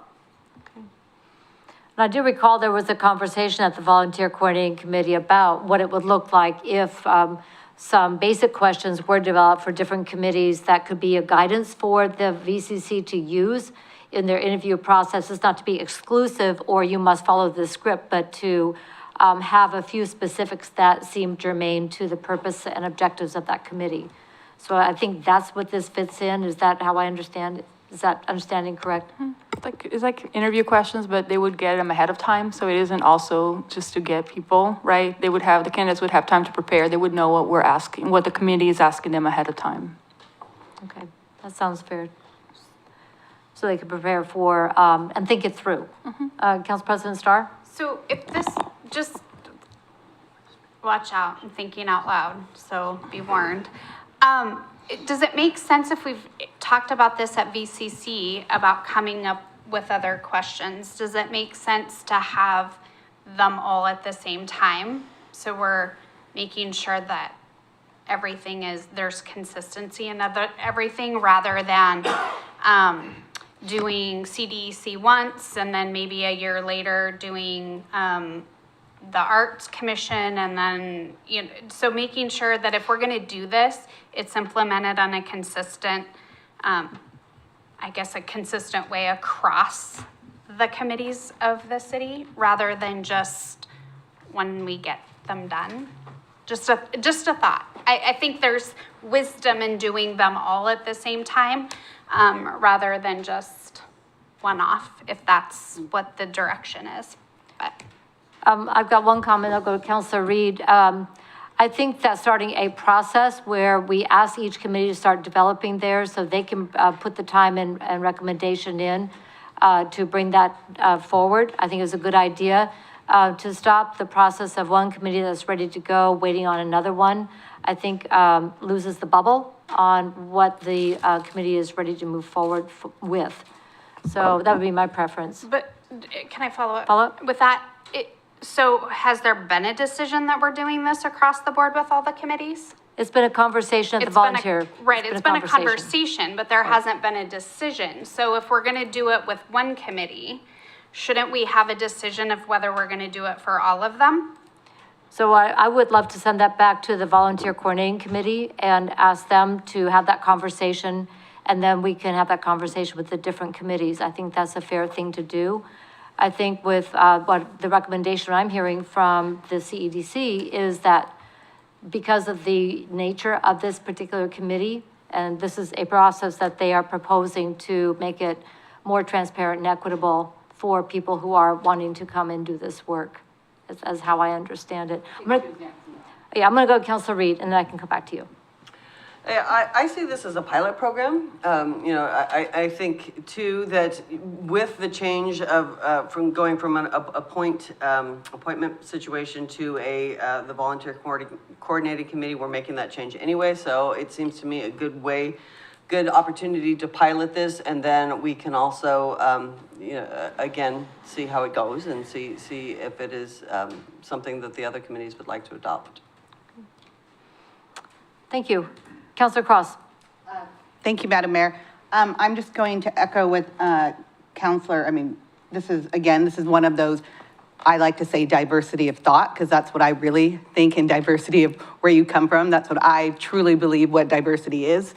So I would echo what Council President Starr said about if we're going to do it, I'd love to see a work session with maybe all the chairs of all the committees getting together and setting a precedence for everyone. So maybe one isn't just out here on an island, but I can see how Councilor Reed sees it another way, and that's okay too.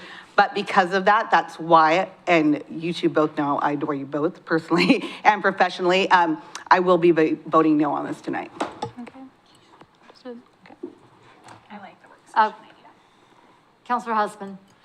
Thank you, Madam Mayor. Councilor Cross, I must respectfully disagree in that I think the CDEC was designed in part to be a different committee because in some ways the work of the CDEC overlaps with other city committees in a way that no other group does, at least no other citizen-run, volunteer, structured group.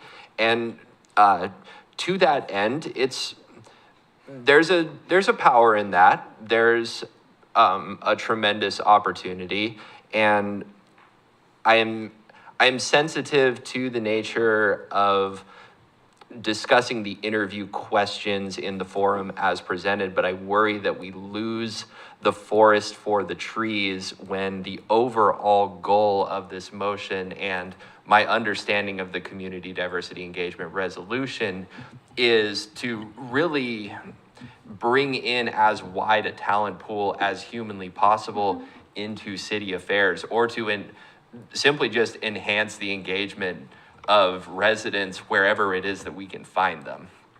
And I do think that with cooperation with staff pertaining to this measure, that will be the mission statement carried forward to an eventual resolution that does come before us on council. And I think that work is important, and I appreciate the thought and the care that CDEC is taking into this, because I do think that it's concurrent with the overall mission of the group to the best of the aims that CDEC was set up for, which is to look over the city and see which stones we have not looked under to, frankly, create a more cohesive Keizer.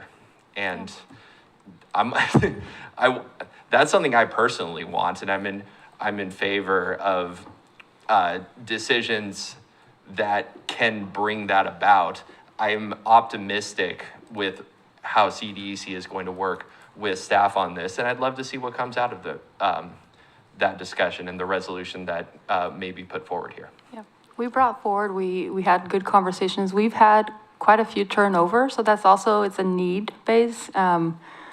we're gonna have 2 open positions. I worry that we may not get quorum at times, and so I think at times we've been accused of being a committee that didn't get work done, and I'm trying to change their reputation, so we're getting work done. That's why we're bringing it here, is we have a need. We're gonna have some openings. We would like to change the process. Now, if we need to have a work session and coordinate with the other committees, that's fine. We're just not trying to stop work because we know the need is there. And so it was that conversation of, we have the need, should we bring it or should we wait? And then kind of follow what's established, but really keep coming back to the well, so. And just for a point of clarification, the proposal before us tonight is simply to change the appointment process. It's not to adopt questions or even to recommend that we move forward with a question base for the volunteer coordinating committee. That's in the recommendations as a follow-on to this change. But that is something that we could do through a work session or some other means to be determined. So, but the resolution specifically tonight is on the change of appointment. And There's no resolution. it's right here, it's the change to attachment A. No, the motion is to prepare a resolution. Okay, so, oh, that's right, this was discussion 4. So the recommendation at the top is for the change, and then you see the red line version as proposed is in the attachment A, that it would change to volunteer coordinating. That is the only change that, in the attachment A at this time. If we want to make recommendation in our discussion, once a motion is on the table, then we can do so at that time. Anything else for Ms. Rodick or Ms. Coons? Counselor Kohler. Thank you, Madam Mayor. Excuse me, this has been a tough thing for me. I've had several members that I've appointed to this particular committee who went into the work pretty excited and then became very disillusioned very quick. And so I'm looking to be on my 4th appointment here pretty quick.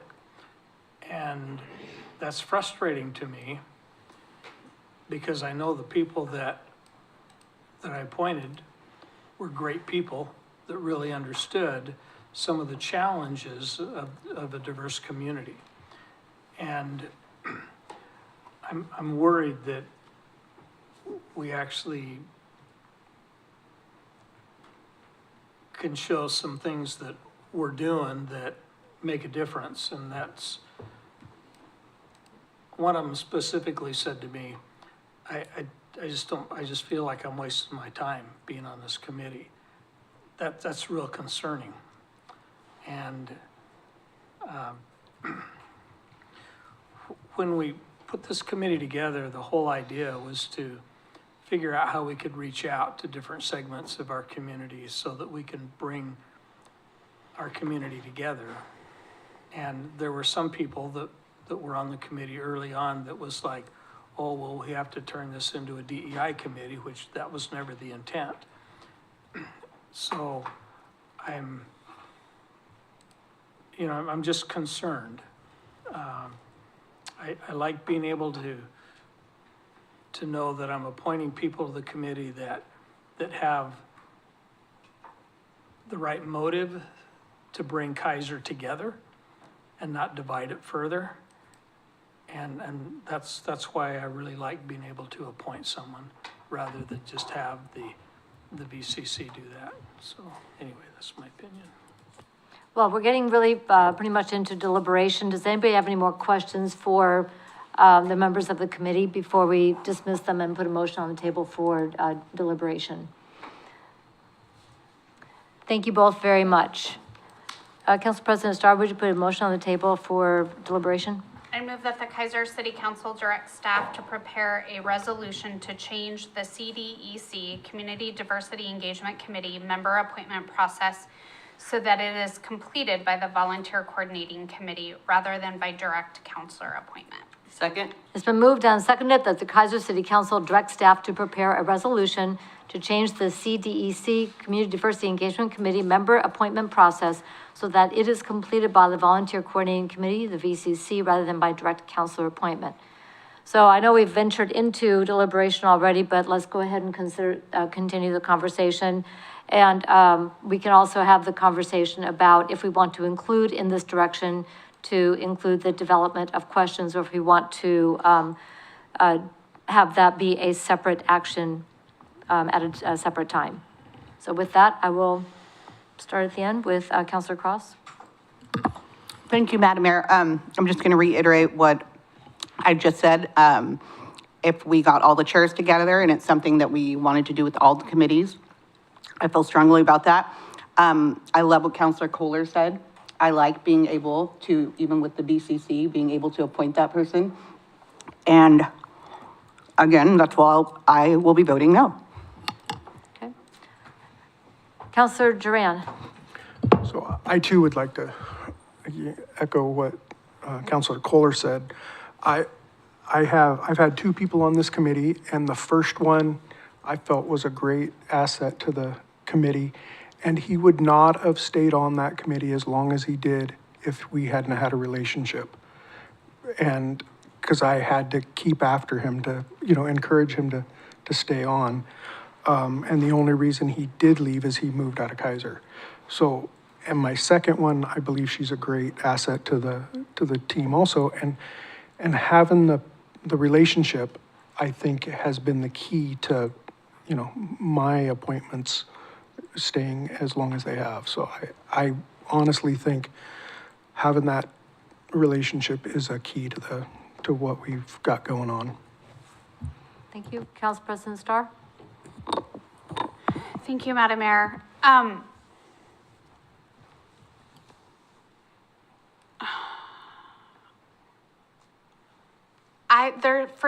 I just have this, I don't want to stop forward work that the committee is doing. And I think I think when I hear, Councilor Kohler talk about people, what did you say, 6 people quitting? 4 people. I've had three appointments. 3 appointments. To me, I want to kind of dig into why that's happening. And I also think that there's some wisdom in the work session and ensuring that and I hear what Councilor Reed said about it being a pilot. I don't know how you can, I would just like to see consistency with the questions. And I think hearing from the CDC in a work session about the kind of questions that could lend itself really nicely to the other committees to do the same work and have some consistency in the questions and understanding the work. So yes, I want the work session, and I don't want to stop forward work. So I just said a whole lot of nothing in that comment, but I hear, having heard the conversations, I wasn't able to be at the last meeting, but over time have heard the conversations about within the committee about moving this over to the VCC. And I really applaud Chair Rodick and her and the committee as a whole in moving this forward. I think there's wisdom in consistency across all the committees and having all the committees have the conversation at the same time in a work session. Councilor Kohler. Thank you, Madam Mayor. Again, I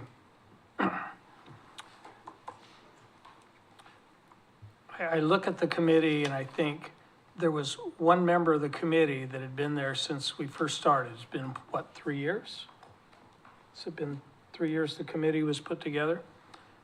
And there's one. Counselor Reed, myself, and And Nevaeh. Okay, citizens at large. Nevaeh was the one that was appointed by a counselor that was the only one that was still there.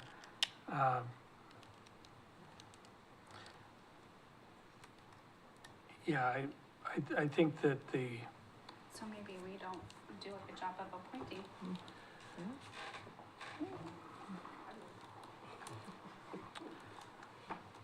yeah, I would just like to have some say on who's there representing me there. Okay. Counselor Husband? Thank you, Madam Mayor. I did not actually know my CDEC appointee all that well before I made the appointment. I owe Counselor Cross a great deal of credit for being the first person to introduce me to them. But I got to know them. I did my best to understand where they were coming from and understand what motivated the work they were doing and why they wanted to join the CDEC, and also how they felt about the city of Keizer and how they felt they could, frankly, make the city a better place, because that's what we're all here to do functionally. I'm very glad I appointed them. I'm super proud of them and the work that they've done, and I absolutely feel like they're making the city a better place.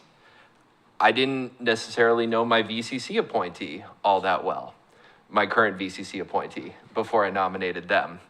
I took some time, got to know them, wanted to understand their motivations, understand what it is that they wanted to get out of the experience of the VCC and how they wanted to make the city of Keizer a better place. I'm very proud of them too. I think they've served admirably, and I've heard many positive comments with respect to their service on the VCC. I didn't necessarily know either of my appointees that well, but for me, it was an exercise in faith and trust.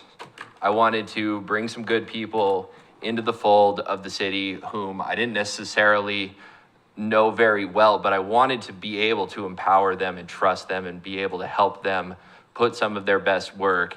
And in my seat as a council, be able to say, okay, if you need me, I'm here. Feel free to come to me. I will do my best to understand, explain. If you need coaching, I can coach. If you want a sounding board, I can be a sounding board. Whatever service I may be to you, that's what I want to be. I'm personally, obviously, over the moon with the results of my appointees. I think they've both done an outstanding job. That having been said, given what it is that the CDEC is trying to accomplish within this framework, there is a considerable amount of trust at play. That's what is going to underpin this process, is the council appoints VCC members who take the ownership in it, who then appoint CDEC members who are willing to go around, put their stamp on the city, look through work with an equity lens, and in some cases even be a little bit of a check on power as we award power or take away power to the various city committees. I see that definitely as an evolution of the work that the CDEC has done over time, but also as a very positive move and a very encouraging move as to the direction of the city. I consider the testimony here, and I think that there are a lot of positive elements that have come out of this, and I'm excited to see the work being carried forward. I think this is a good first step, and I think that element of trust with respect to the VCC, our appointees can handle it in all cases. Thank you. Counselor Reed? Thank you, Madam Mayor. So a couple thoughts. First of all, since the inception of the council, and I'm thinking Carrie Brown might have been there from the beginning as well. No? Nope. Okay. Well, regardless, for the most part, turnover, Councilor Duran's appointee, my first appointee, left because they moved out of the city. But a lot of these appointees that have been in and out so quickly have never been to more than 2 meetings. And the attendance records, I think, would bear that out. Some of them never went to more than maybe 1 meeting. So, you know, the attendance at the meetings haven't been enough to even have given it a chance as a committee.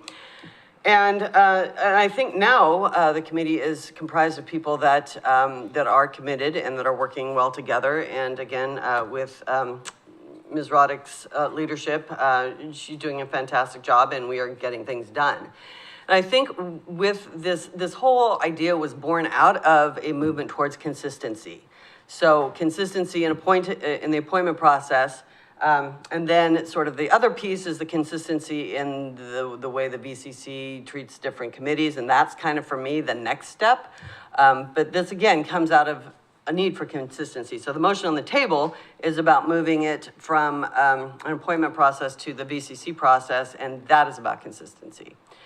And then I think another piece of this moving it to the volunteer coordinating committee is it ceases to be somebody representing us through the appointment process, and instead somebody representing the city, which I think is another reason that I support this motion, is because we're moving away from supporting individual councilors to instead supporting the city and the various voices that are represented in the city. Thank you. Just to wrap up, my point of view is I would agree that this is actually going to increase consistency because every other committee is appointed through the volunteer coordinating committee process. And I would concur that it is important to be consistent. When we were first establishing this committee, it made sense at the time for that startup. And yes, I was very blessed to be able to appoint Nevaeh Music, who has been there for the full 3 years and done an outstanding job as our youth voting member. And I'm happy for her with graduation and moving on to new things, but sad to be losing her voice. And in that particular space, I'm hoping that she will help with recruiting her successor. That said, I think that the idea of working in a work session with the committees on developing questions makes a lot of sense. The conversation I heard at the volunteer coordinating committee about this notion of having a few baseline questions regarding, specific to each committee, is beginning to make a lot of sense. It will give some guidance to the committee. It would help guide them also in what questions should, could, as well as should not be asked of applicants in a spirit of fairness and equity. And that would be a separate action, in my opinion. I think the question being asked this time is moving the appointment itself from the council individual appointments to the volunteer coordinating committee. I think it is time to go ahead and make that change, so I'll be voting in favor of that. Anything further? Council President Starr. Thank you, Madam Mayor. So if this is referred to staff to come up with the resolution, what I want to know before I vote is what happens to our current appointees? Or does I really like my appointee, Tammy Kunz, and think she does a great job. If this moves forward to a resolution, what happens? Does she then have to move over to apply? Like, what's the timing on that? And I think that's where I would, before we just make a blanket motion to move it over to the VCC, what happens to the current appointees? I think that we have that opportunity to direct staff in that regard, how we are conducting the deliberation here. I appreciate that question. We have people who are in particular rotations because there are position numbers and they have expiration dates.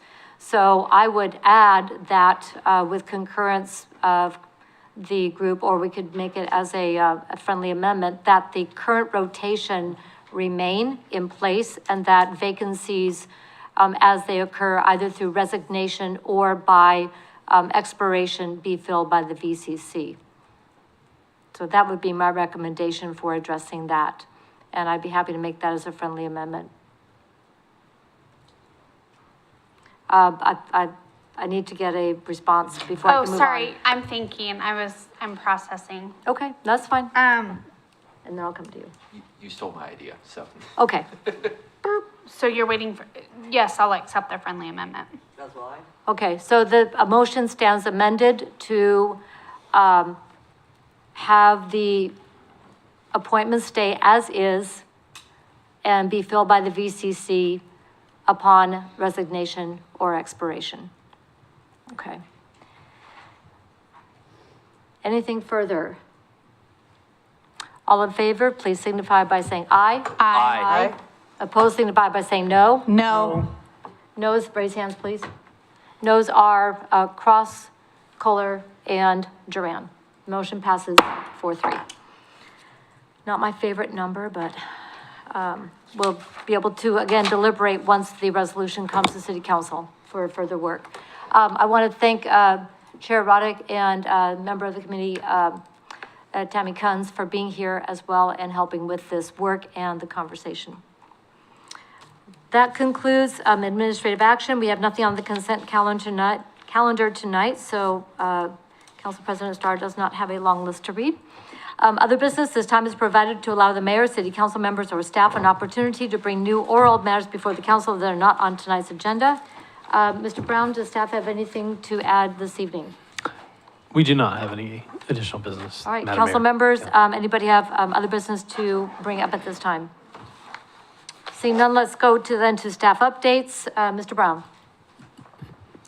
I'd like to give a shout out to the public about the summer concert series sponsored by Uptown Music, the Chamber of Commerce, and Valormentary. July 20th will be the first concert. It'll be Rhythm in Business. There'll be concerts every week through August 31st, 2 of those weeks, which will be Keizer Fest. So I know people are excited about that, and the Chamber, Valor Mentoring, and Uptown Music are doing a great job putting it together. All right, thank you very much. Very much looking forward to that indeed. Mr. Wood. Nothing additional, thank you. All right, Ms. Bissett. Nothing tonight, Mayor. Chief. Thank you, Madam Mayor, City Councilors. We have a little bit of a break in the summer action. We're doing a bunch of hiring, so we're down some bodies, but we're staying active in the community trying to anyways. A cool event that we're teaming up with Elks, and I don't know all the details yet. Sergeant DeMarco is putting it together. Will be July 27th, and it's kind of a community awareness and a drug take-back event at the same time. So be looking for that to be hitting our Facebook page. National Night Out is a big one that we're going to ramp up, and we're hoping to get the logo on the police homepage this week for National Night Out so registrations can begin. And then if you have questions about that, Lieutenant Hine, this will be his first crash course on National Night Out and planning it. So I may be helping him quite a bit on that. And then you met Sergeant Quintero about 3 months ago when he got promoted to sergeant, and he's been doing a really good job of doing community outreach, and he's planning another one for the summer at Plaza Maravilla. It's the south end of town. It's the market down there. We did an outside kind of donuts with a cop type thing before. Anyways, it turned out really good. We're going to do that again. And then tomorrow with the Public Works Day, I didn't know that was a new holiday, but I do like it, that it is. It's great. We unfortunately are going to be kind of hit and miss as to whether or not we can be there. We have a very robust active shooter scenario countywide planned for tomorrow. So that's with the Oregon State Police, Marion County, Salem Police. We're out at Sprague High School and doing a kind of a live action scenario active shooter response. So we have a ton of people and resources deployed out there, and then some other stuff going on tomorrow. So we're going to try and get there, but you may not see us very often. And to answer the question about what Chief Blanco brought up about car seat clinics, we have 2 folks that joined the fire department on that. So Officer Miranda and Officer Starnes took the 40-hour course and are car seat certified. And so they've been joining the fire department in all these clinics to get those out and about. I have 2 brags. I want to brag about the police department. You get the weekly update and you get to see really cool police work that happens, kind of written down. Today we had a theft from Target called in by the loss prevention officer, asset protection officer from Target. and gave a vehicle description and 2 suspect description, and Officer Darst and Officer Fahey. Officer Darst was in the area, located the car getting onto the freeway, onto northbound I-5, and Officer Fahey was also in the area at the same time, and he jumped on the freeway ahead of time, was able to set up at the end of the on-ramp, the on-ramp ahead of time, put out spike strips, and we were ready to stop the car if we need, well, he was ready to deploy him. Ended up, because he was there, car behind, we pulled him over, took him into custody. It was just like, when you think about beautiful police work and people going to jail that need to go to jail that are affecting our community, it was absolutely beautiful. And of course, these are not first-time offenders. They were from out of the city, and they had warrants, and they ended up, the right people were held accountable today in Keizer. So it was listening to it on the radio was like beautiful orchestra, whatever. It was awesome. And then one other story about Coda, and I know that Coda had a lot of attention for a while, and we're still in training with JLAD with the dog. But last week, JLAD is coming to the police department to do training to become a certified comfort canine. Brought a teenager that was had been dealt through some trauma, and walking through the door, this was what the dog is trained to do, is to break down the barriers between, the dog, law enforcement, and people affected in trauma.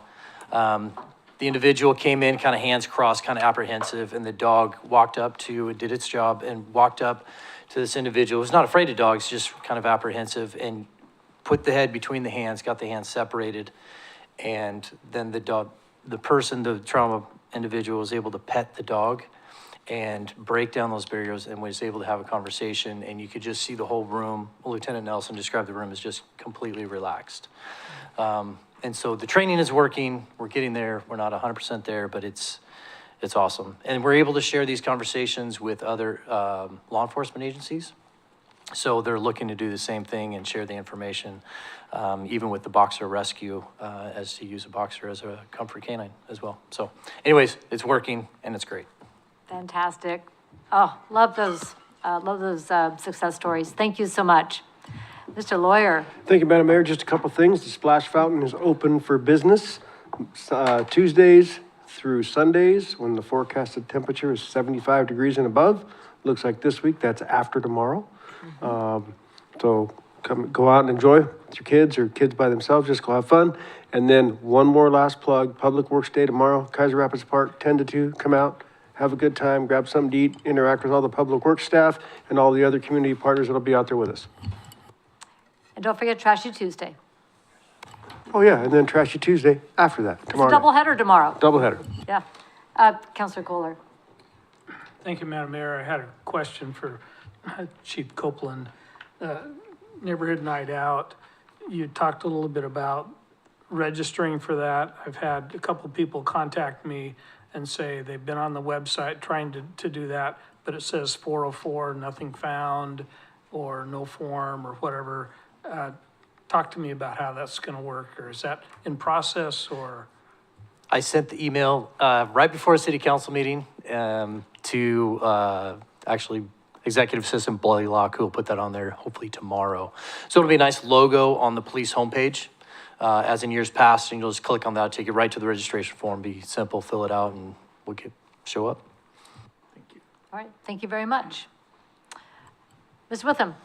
Just a couple things. Had a meeting just last week with a consultant team and the state. We're going to get some consultant support to do some code updates.